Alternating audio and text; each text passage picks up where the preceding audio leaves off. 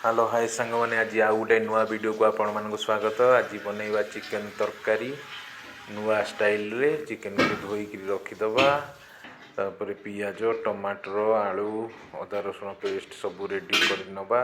कड़ई बस तेल ताती एवं खाड़ा मसला पकईदबा तापर आम काटिक रखी पियाज आलू टमाटर अदा रसुण पेस्ट सब पकई नबा। तापर चिकेन को पकईदबा अदा रसुण पेस्ट सब मिक्स करदबा भल भाव ताकू टिके गोलैदबा सबको भल भाव मिक्स कर नबा सब जिनिस को। तापर हल्दी गुंड लंका गुंड चिकेन मसला पकई भल भाव मिसईदबा। देखो ये आपणकर रेडी हो जाइए कि भली चिकेन कषा चिकेन को भल भाव कषि नबा मिक्स कर नबा।